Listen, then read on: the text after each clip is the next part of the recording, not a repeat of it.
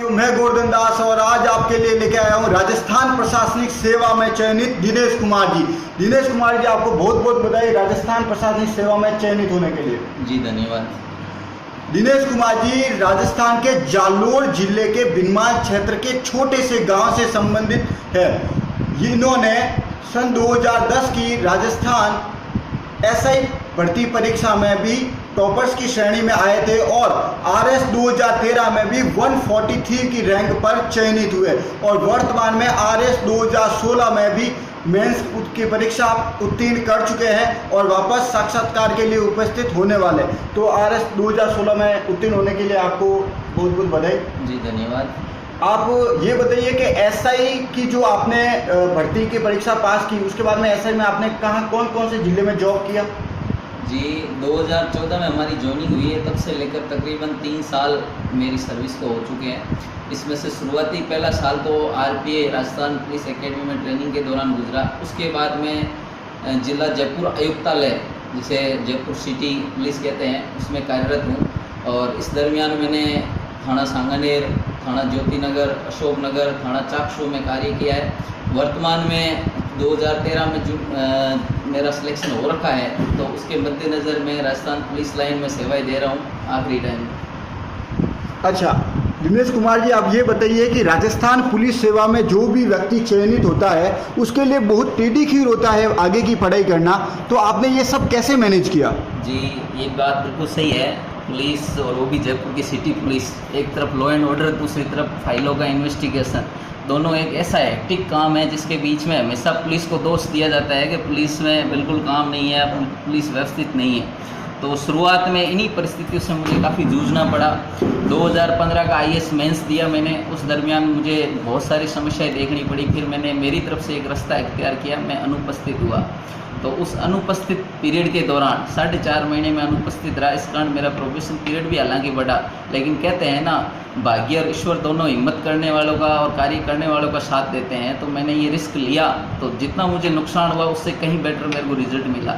अच्छा ये बताइए कि बहुत सारे कांस्टेबल हैं, वो भी राजस्थान पुलिस सेवा से संबंधित होते हैं, वो भी तैयारी करते हैं, तो उन लोगों के लिए आप क्या संदेश देना चाहेंगे? जी पुलिस कांस्टेबल के लिए मैं मानता हूँ एक सब इंस्पेक्टर की तुलना में तैयारी करना कहीं ज़्यादा आसान है, उन्हें कहीं ज़्यादा बेहतर टाइम मिल सकता है। पुलिस सब इंस्पेक्टर, एक तो राजस्थान में पद कम है, दूसरा उनके ऊपर कार्यभार ज़्यादा होता है, लॉ एंड ऑर्डर के अलावा इन्वेस्टिगेशन का अतिरिक्त भार होता है। वहीं कांस्टेबल के लिए अन्य कई भी क्षेत्र होते हैं जहां आप थोड़ी सी अपनी एक योग्यता रखकर, जैसे कंप्यूटर वर्क में लग गए या कहीं गार्ड ड्यूटी में लग गए, तो प्रॉपर टाइम मैनेज कर सकते हैं। अच्छा, आप एक जालोर जिले के सबसे जो अशिक्षित जो क्षेत्र है उस क्षेत्र से बिलोंग करते हैं। आपके पिता भी अशिक्षित है या फिर जो क्रिश्चियन परिवार से संबंधित है, फिर आपने ये सफलता ये कैसे प्राप्त की? आपकी सफलता का राज क्या है?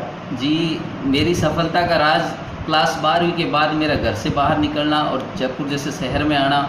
वहाँ पहले मेरे मामा श्री ओम प्रकाश जी मांझू, जो अभी एडीएम जिला आबकारी अधिकारी जोधपुर लग रहे हैं, उनके साथ आना और उनके थ्रू मुझे इन चीज़ों का पता लगना कि ये होता है। उसके बाद मेरे पिताजी का हमेशा सतत सहयोग कि बेटा तुझे सही लगता है तो तू कर ले, उसने मुझे हमेशा हिम्मत दी और मैं आगे बढ़ता रहा। अच्छा, आपने कौन कौन सी बुक्स पढ़ी है प्री पास होने के लिए? तो अगर आप ऐसे पूछोगे केवल प्री पास करने के लिए, तो मेरी कभी ऐसी अप्रोच नहीं रही। मैं शुरू से एक समग्र अध्ययन को दृष्टि में लेकर चला था। मैंने जैसे पीजी पास करी, पीजी के समय तक मेरी बेसिक किताबें जो कॉलेज की चलती रहती है हुई। उसके बाद में राजस्थान के लिए लक्ष्य राजस्थान को अच्छे से तैयार किया, जो बेसिक बुक आती है, जैसे अभी 2017 चल रहा है तो लक्ष्य 2017। इसके अलावा एनसीईआरटी की किताबें हैं, राजस्थान बोर्ड की कुछ अच्छी किताबें हैं, जैसे विजयपाल जी ने पहले बताया था कि महेश बर्णवाल की ज्योग्राफी किताब है और एम लक्ष्मीकांत की पॉलिटिकल है, ये चीज़ें हैं। और वर्तमान के पैटर्न में तो ये सटीक साबित होती है। तो आपको लगता है कि जो एमए की तैयारी कर रहे हैं या बीए की तैयारी कर रहे हैं, उन लोगों को आपके अनुसार क्या संदेश देना चाहेंगे आप? जो बीए में है, मैं मानता हूँ शुरुआती टाइम में तो उन्हें पता नहीं होता, लेकिन बीए फाइनल तक आते आते उन्हें अपने भविष्य की राह तय कर लेनी चाहिए। और बीए होने के बाद उन्हें क्लियर रास्ता अगर तय कर लिया कि हाँ मुझे ये करना है, तो फिर बिना झिझके खुद पर कॉन्फिडेंस रखते हुए और आगे बढ़ते जाए। उतार चढ़ाव आते रहते हैं, लेकिन जैसे पूर्व चलने के बटोई बाट की पहचान कर ले, कविता हमेशा ध्यान में रखे और आगे बढ़ते जाएं। अच्छा, तो मेंस के लिए और इंटरव्यू के लिए आपकी रणनीति क्या होती थी? अब जैसे आप आपको मैं पहले ही कह चुका हूँ, किसी चीज़ को अलग अलग बांट कर नहीं कर सकते। जैसे प्री के लिए मुझे कभी दिक्कत नहीं हुई और मैं हमेशा मेंस के लिए तैयार होता रहा इन बेसिक किताबों के आधार पे। लेकिन जैसे ही इंटरव्यू कॉल हुआ, जैसे मैंने एसआई का भी इंटरव्यू दिया है और फिर आरएस 2013 का भी इंटरव्यू दिया, दोनों मेरे पॉजिटिव रहे। तो उसमें पहला होता है कि मेरी मुख्य पृष्ठभूमि को मैं तैयार कर लूँ। जैसे मेरी क्वालिफिकेशन थी स्पेसिफिक रहती है, जैसे मैं नेट जेआरएफ रहा हूँ, जेआरएफ में ऑल इंडिया 6ठी रैंक रही है। तो एसआई में भी मुझे इन चीज़ों पे पूछा गया, इसमें भी पूछा गया आपने ये फील्ड क्यों चुना, दूसरे फील्ड में क्यों नहीं गए। फिर 2013 में मैं पुलिस में था, तो पुलिस से संदर्भ में मेरा काफ़ी अच्छा इंटरव्यू चला था। तो पुलिस में मेरी जो कार्यप्रणाली, जो मेरे काम रहते थे, उनका मुझे बेसिक नॉलेज होना चाहिए। फिर मेरी पृष्ठभूमि में जैसे ज्योग्राफी में एमए थी, उसका अच्छा नॉलेज, जियो पॉलिटिक्स का अच्छा नॉलेज और समसामयिक विषयों का अच्छा नॉलेज, तो अच्छे अखबारों से हो सकता था। आप इन चीज़ों को कवर करें। अच्छा दिनेश कुमार जी, ये बताइए कि साधारणतः पूछा जाता है आरएस के इंटरव्यू में कि आप पुलिस विभाग को छोड़कर इसमें क्यों आना चाहते हैं? जी, ऐसा सवाल तो मेरे को नहीं पूछा गया, लेकिन ये ज़रूर पूछा जाता है कि आप आरएस फील्ड में क्यों आना चाह रहे हैं या आगे क्यों बढ़ना चाह रहे हैं। जैसे एसआई के इंटरव्यू मेरे को पूछा गया था कि आप आगे कॉलेज लेक्चर में सिलेक्शन हो जाएगा तो आप जाओगे क्या। वैसे ही इसमें पूछा था कि आपको अभी एलाइड मिलती है, आगे आप लेक्चर में हो जाओगे तो जाओगे क्या। तो उसमें सीधी सी बात होती है, आदमी आगे बढ़ने की प्रवृत्ति रखता है। अगर बेहतर फ्यूचर की संभावनाएं जहाँ भी होगी, आदमी आगे जाएगा, अपनी कोशिश करेगा।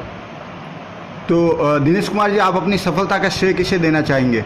अब सफलता का श्रेय की जहाँ तक बात होती है, तो एक तो परमपिता परमेश्वर, जिसकी हमेशा एक शक्तिपुंज रहता है। जब हम कमज़ोर पड़ते हैं, ध्यानमग्न होकर बैठते हैं, तो हमें महसूस होता है कि हाँ, एक अपन से ऊपर एक पराशक्ति है। उससे हमेशा अपन को एक सहयोग मिलता है, जिससे सेल्फ मोटिवेशन भी प्राप्त होता है। उसके बाद धरती पर ईश्वर जो अपने माता पिता है, जो हमेशा मोटिवेट करते हैं, जिनको देखकर ये लगता है अपने इन कामों से उनको गर्व होगा। फिर उसके बाद में बहुत नियर एंड डियर साथीगण हैं यहाँ पर, मेरे छोटे भाई वगैरह रहे, जिनका सपोर्ट मेरे को पढ़ाई के दौरान मिलता रहा है। यहाँ की कई छोटी मोटी समस्याओं से मैं उभरता रहा हूँ, तो उन सब छोटे भाइयों का और साथीगणों का सहयोग रहा है और उन सब के कारण ही आज इसको। अच्छा, ये बताइए कि आपकी तरह जो गांव में रहने वाले लोग हैं, उनको आप क्या स्ट्रेटेजी बताना चाहेंगे या क्या संदेश देना चाहेंगे? आज के समय में आरएस के लिए अगर मैं कहूँ तो गांव और शहर का कोई भेद नहीं रह गया। इवन शहर से ज़्यादा गांव के रिजल्ट देखने को मिल रहे हैं। बस आप तो आ जाओ और जुट जाओ, एक लक्ष्य बना लो और उसकी तरफ सकारात्मक होकर के अपने। अधिकतर लोग क्या होते हैं, आते किसी और पर्पज से है, लग किसी और काम में जाते हैं। आए थे हरि भजन को, ओटल लगे कपास, और दिशा भ्रम हो जाते हैं, इसलिए चूक जाते हैं। बस यहाँ आए हैं कि आरएस बनना है, तो इसके लिए सतत धीरे धीरे पढ़ते रहे। एग्ज़ाम टाइम में अच्छे से तैयारी करें, आप बेसिक कॉन्सेप्ट को लेकर चले। केवल आप गाइड लेकर के बैठोगे समय पे कि मैं 2 महीने पढ़ लूँ हो जाएगा, ऐसा आपका कभी नहीं होगा। आप सतत रूप से अच्छी किताबों को पढ़ के अपना बेस तैयार करें धीरे धीरे। और जैसे ही एग्ज़ाम टाइम आता है, जो पिक टाइम होते हैं 3 महीने 4 महीने, उस समय आप दबा के अच्छे से उन्हीं चीज़ों को रिवाइज करते रहे, सिलेबस के पॉइंट वाइज आप पढ़ते रहे। अच्छा, ये बताइए कि क्या कोचिंग करनी जरूरी है? नहीं, कोचिंग करनी ज़रूरत मैं नहीं समझता, क्योंकि मैं खुद नहीं कर पाया। सेल्फ स्टडी, और वो भी सही दिशा में। क्या सफलता प्राप्त करने के लिए जयपुर आना जरूरी है? नहीं, ये भी ज़रूरी नहीं है। अगर आप अपने आसपास पढ़ाई का माहौल बना सकते हो, क्योंकि एक परिवेश भी काफ़ी मायने करता है। आप गांव में रह करके केवल कॉलेज टाइप की पढ़ाई करते रहोगे तो आप कंपटीशन में पार नहीं पा पाओगे। अच्छा, कोई व्यक्ति कंटिन्यू स्टडी नहीं कर पाता है या फिर कभी हिम्मत आ जाता है, कभी निराश होता है, उनके लिए आप क्या टिप्स देना चाहोगे? साहब, सेल्फ मोटिवेशन एक ऐसी चीज़ है जो हमेशा गिरते हुए को ऊपर उठने को अपना संबल देती है। हरिवंश राय बच्चन की एक कविता भी है, कोशिश करने वालों की कभी हार नहीं होती।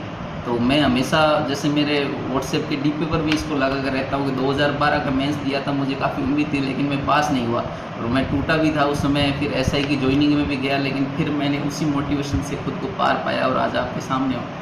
बहुत बढ़िया दिनेश कुमार जी, आपके बहुत बहुत धन्यवाद कि आप इस मंच पे पधारे हो, अपना अमूल्य समय हमें दिया। जी गोवर्धन जी, धन्यवाद आपको भी।